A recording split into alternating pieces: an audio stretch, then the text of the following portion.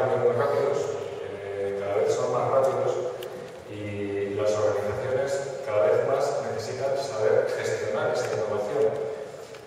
Hasta ahora la innovación tradicional, los procesos de innovación tradicional básicamente nos decían que bueno, tienes que dedicar una parte de tu presupuesto a la organización para evolucionar y para seguir innovando, pero cada vez es más rápido y la innovación convencional ya no sirve.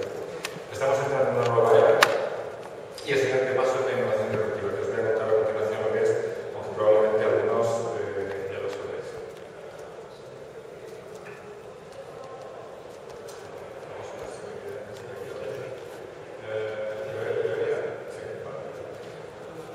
Bueno, básicamente la innovación disruptiva es aquella innovación que cambia las reglas del juego en cualquier ámbito de negocio.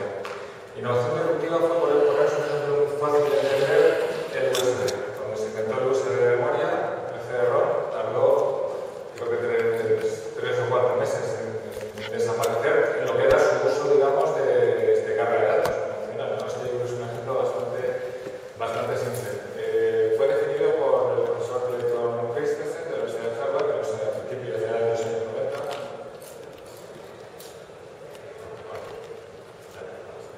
Y en momentos de crisis es una oportunidad para la innovación disruptiva. Veremos que hay un lado malo y un lado bueno.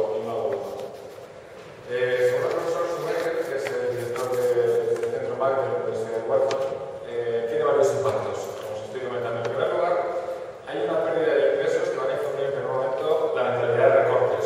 Los recortes son malos para la innovación, porque la innovación es cara. Pero también hay una buena noticia. Y además esta buena noticia, curiosamente, fue de un personaje que fue el economista Joseph Schumpeter, que comenzaba esto hace nada menos que 90 años, en los años 20.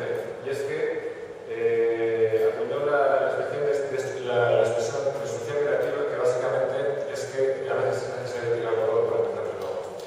Esto hace apenas 15 años, básicamente era lo que conocíamos como reingeniería total. Lo que ocurre es que ahora hay que tenerlo en cuenta dentro del contexto del plan de innovación. Entender esta importancia es un activo para las empresas. De hecho, seguramente conocéis ejemplos de empresas que prácticamente están basadas en innovación disruptiva. Google es un ejemplo claro, uno de los grandes exponentes de empresa que básicamente lo que está haciendo es investigar cada día en el mercado, encontrar nuevos servicios que pueden mejorar de una manera completamente drástica y lanzar nuevos productos.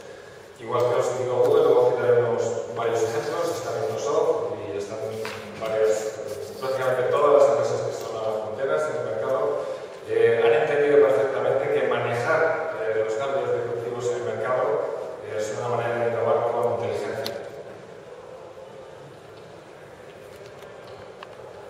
La burocracia es el gran enemigo.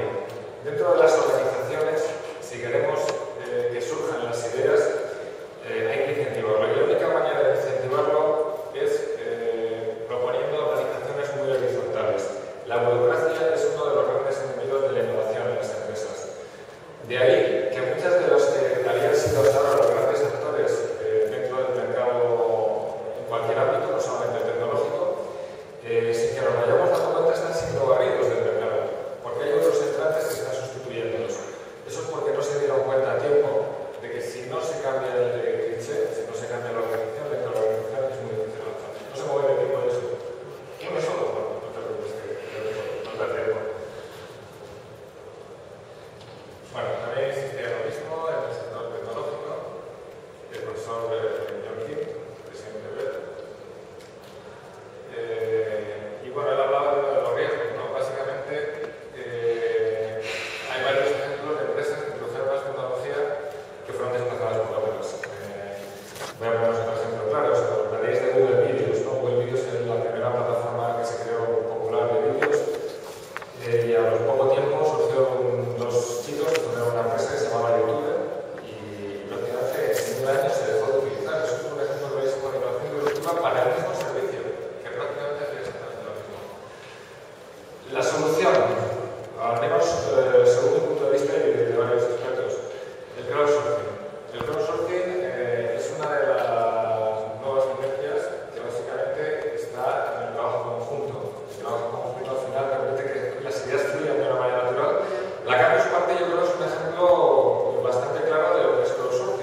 aquí sí que nos damos cuenta, estará fuera